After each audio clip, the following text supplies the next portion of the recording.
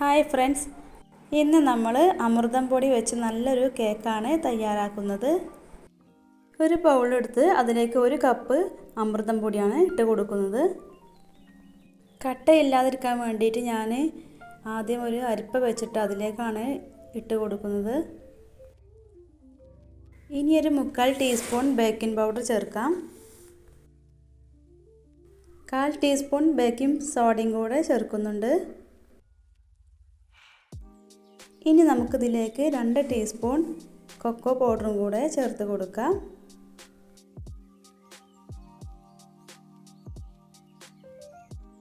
മധുരം ബാലൻസ് ചെയ്യാൻ വേണ്ടിയിട്ട് ഒരു നുള്ളു ഉപ്പും കൂടെ ചേർക്കാം. ഇനി ഇത് നന്നായിട്ടൊന്ന് അരിച്ചെടുക്കാം.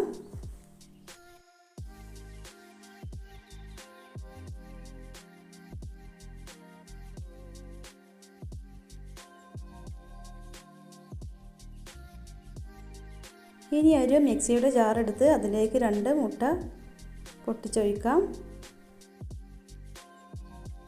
ഇനി അതിലേക്ക് 1 ടേബിൾ സ്പൂൺ പഞ്ചസാര ഇട്ട് കൊടുക്കുന്നുണ്ട്. അമൃതം പൊടി മധുരം ഉള്ളതായതുകൊണ്ട് തന്നെ കൂടുതൽ മധുരം ആവശ്യമുണ്ടാവില്ല.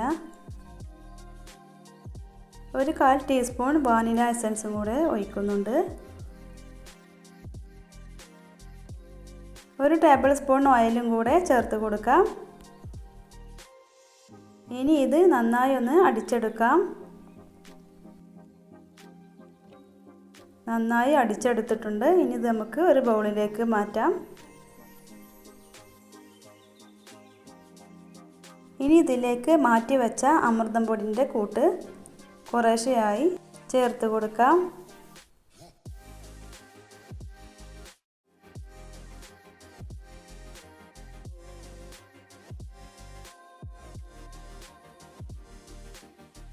കട്ടയൊന്നും ഇല്ലാതെ യോജിപ്പിച്ചെടുക്കണം.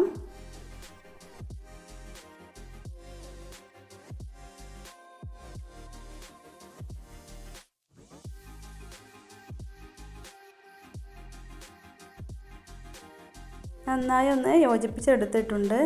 ഇനി നമുക്കതിലേക്ക് നട്ട്സ് എന്തെങ്കിലും ഉണ്ടെങ്കിൽ അതൊക്കെ ചേർത്ത് കൊടുക്കാം. ഞാനിവിടെ ചേർത്ത് കൊടുക്കുന്നത് ബദാം ചെറിയ കഷ്ണങ്ങളാക്കി എടുത്തതാണ്.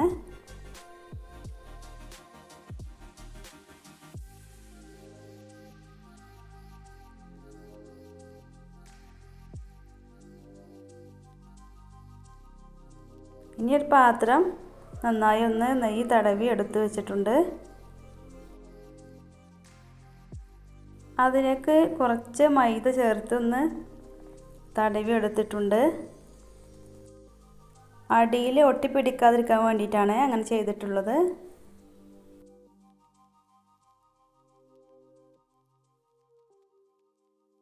ഇനി ഇത് ജസ്റ്റ് ഒന്ന് തട്ടി കൊടുക്കാം.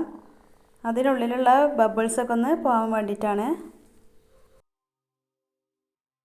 ഇനി ഇതിൻ്റെ മുകളിലേക്ക് വേണമെങ്കിൽ എന്തെങ്കിലും നട്ട്സൊക്കെ ചേർത്ത് കൊടുക്കാം. ഞാനിവിടെ കാഷ്നട്ടാണ് ചേർക്കുന്നത്. 4 മുന്തിരിയും കൂടെ ചേർക്കാം. കുക്കറിലാണ് ഞാൻ ഉണ്ടാക്കുന്നത്. കുക്കർ നന്നായിട്ട് ചൂടായി വന്നിട്ടുണ്ട്. ഇനി നമുക്ക് കുക്കറിലേക്ക് ഇറക്കി വെക്കാം. ഇനി കുക്കറിൻ്റെ അടപ്പ് മൂടി വെച്ച് അതിൻ്റെ വിസിലെടുത്ത് മാറ്റാം. അരമണിക്കൂർ ലോ ഫ്ലെയിമിലിട്ട് വേവിച്ചെടുക്കാം. അരമണിക്കൂറായിട്ടുണ്ട്. നന്നായി പൊങ്ങി വന്നിട്ടുണ്ട്. അപ്പോൾ നല്ല പഞ്ഞി പോലത്തെ അമൃതം പൊടി കൊണ്ടുള്ള കേക്ക് റെഡി ആയിട്ടുണ്ട്. അമൃതം പൊടി കൊണ്ട് ഉണ്ടാക്കിയതാണെന്ന് ഒട്ടും മനസ്സിലാവില്ല. കുട്ടികൾക്കൊക്കെ എന്തായാലും ഇതുപോലെ ഒന്ന് ഉണ്ടാക്കി കൊടുക്കുക.